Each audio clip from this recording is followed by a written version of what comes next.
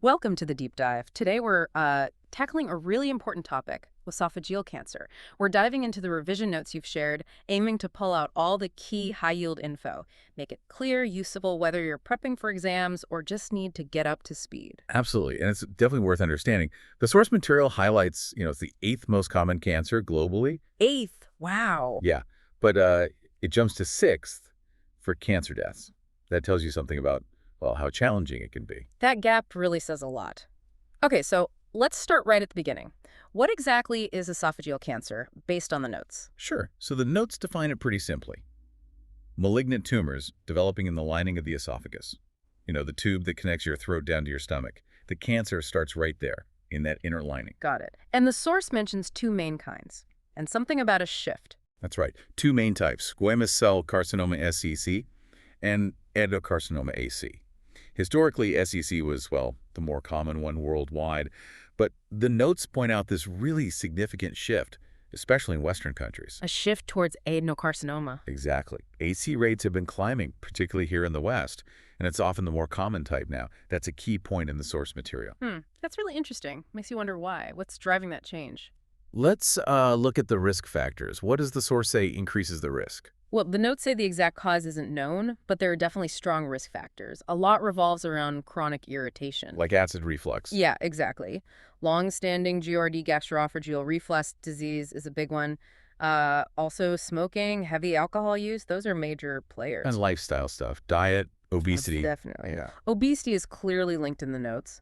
Also, diet specifically low fruit and veg, high processed, or red meat. And then there's Barrett's esophagus. The notes flag this as a kind of precancerous change linked to that chronic reflux. Barrett's. Okay. Yeah. Plus, family history can play a role. Some rare genetic things like tylosis and just, well, getting older increases risk too. You mentioned Barrett's and reflux. Are the risks different for the two types, SCC and AC? Yes, and the notes are quite specific here. SCC is linked more strongly to, let's say, the traditional factors. Yeah. Smoking, heavy alcohol, poor nutrition. Adenocarcinoma, though, is much more tied to that chronic GORD, having Barrett's esophagus, and a high BMI, basically, obesity. So AC is more the reflux, Barrett's obesity pathway. Pretty much, though the notes do stress that smoking and alcohol are bad for both. But the level of risk is different. Like, smoking gives you about a 10-fold increased risk for SCC, which is massive, but maybe a 2 to 3-fold risk for AC. Wow, tenfold. Yeah, and obesity. Mostly an AC risk factor, not so much for SCC, according to the source. Things like chronic inflammation from, say, a caustic injury or achalasia, that tends to increase SCC risk. Genetics pops up too, but less commonly. Okay, so understanding those different risk profiles, especially that Giord-Barrett's obesity link for AC, that feels like a really high yield point from these notes. It connects to that rising trend in the West. Absolutely. It's crucial for thinking about who's at higher risk and, potential prevention. Right. So how does it actually develop? And where? What's the pathophysiology according to the source? So the cancer starts from the cells lining the esophagus. SCC comes from the normal, flat squamous cells. AC, on the other hand, comes from glandular cells. Now, these aren't usually in the esophagus, except lower down, often where Barrett's has happened, where chronic acid has caused the normal cells to change into glandular ones. So the cell type dictates the location. Pretty much, yeah. The notes confirm this. SCC is typically found higher up, upper and middle esophagus. Adenocarcinoma, because it's linked to Barrett's, is mostly found down low, near the junction with the stomach. That makes sense. Location matches the origin. And how does it progress? Well, like most cancers, the notes say they grow, invade into the wall, then spread to nearby lymph nodes. Eventually, they can metastasize, spread to distant organs. For AC specifically, the source mentions the lymph nodes around the stomach, like the celiac and perihepatic nodes, as common early spread points. Okay. That spread obviously impacts things hugely. Now, if someone has symptoms, what else could it be? What are the key differentials the source lists? This is a really important section in the notes, definitely high yield, because the symptoms overlap with lots of other conditions. You've got common things like GORD itself or peptic ulcer disease. Right. Then structural problems like benign esophageal strictures, just narrowings, motility issues like achalasia, other cancers, of course, like stomach cancer, even benign tumors within the esophageal wall, like leiomyomas. Any surprises on that list? Well, the notes also include metastatic tumors cancer spreading to the esophagus from elsewhere, and they actually mention breast cancer as a common source for that. Breast cancer Mets, really? Didn't expect that. That list really shows why you need proper investigation, doesn't it? Exactly. You can't just guess based on symptoms. Need the right tests to figure it out. Okay, let's zoom out a bit. Who gets this? Where? What do the epidemiologists say, particularly the UK data from the source? The UK figures in the notes are around 9,200 new cases a year. It mainly affects older people, mostly over 60. More common in men, though the gap narrows with age. The peak incidence is actually quite late, 85 to 89 years. Very rare under 40.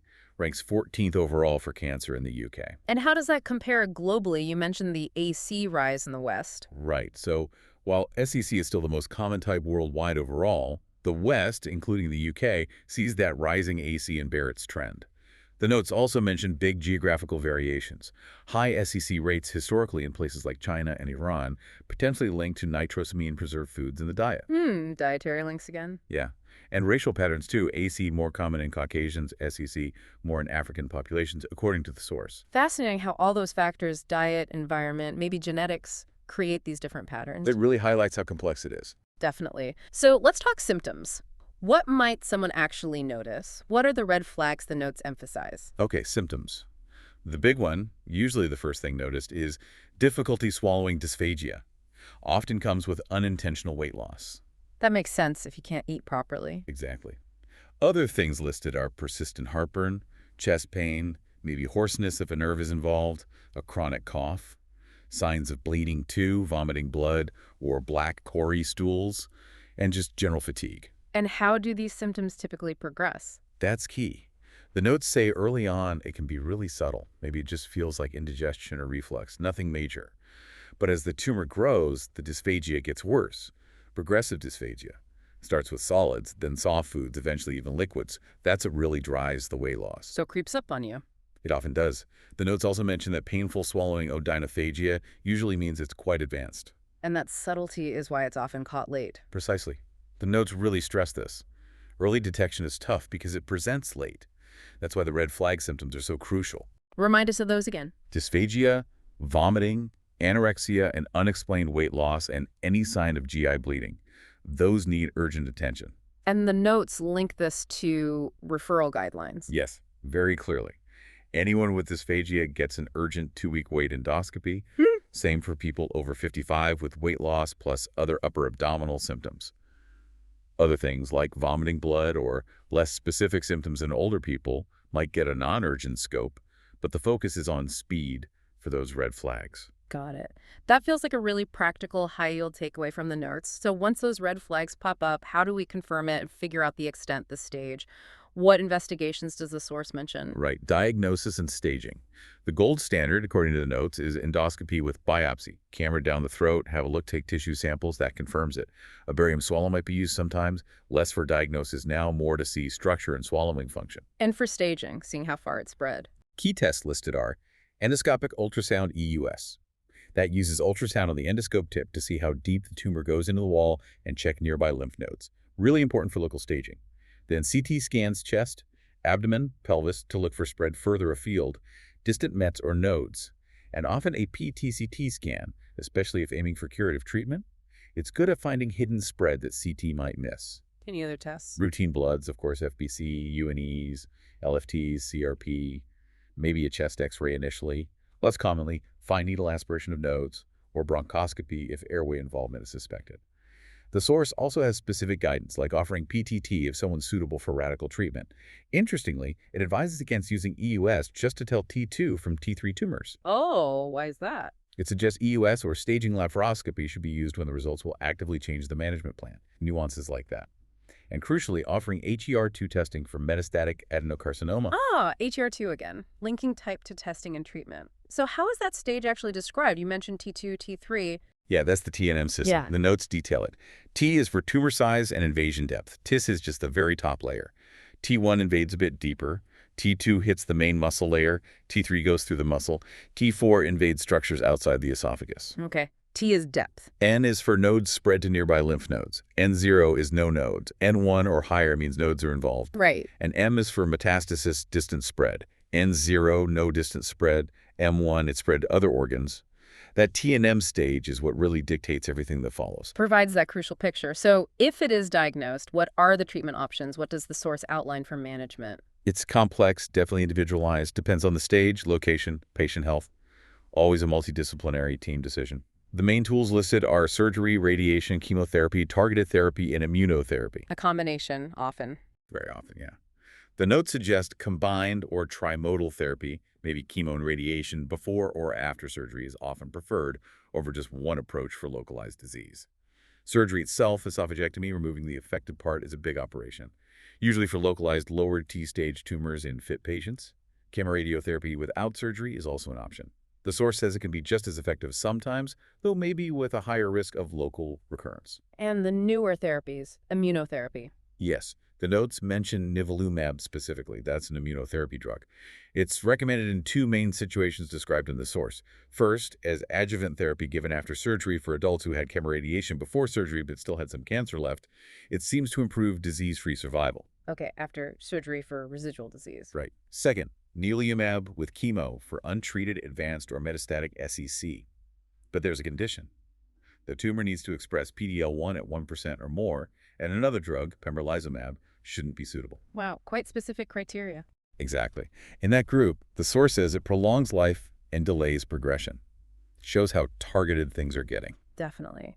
What about when cure isn't possible? Palliation. Yeah, the notes cover palliation too. Focus shifts to symptom control, quality of life, things like esophageal stents to help with swallowing, nutritional support feeds, maybe a PEG tube. Pain management. The editor's notes also briefly mention things like photodynamic therapy or trastuzumab in specific cases. So a whole range of approaches depending on the situation. After all that, what's the outlook? Prognosis and potential complications. Prognosis is often challenging, mainly because, as we said, it's frequently diagnosed late. It really varies based on stage, type, patient health.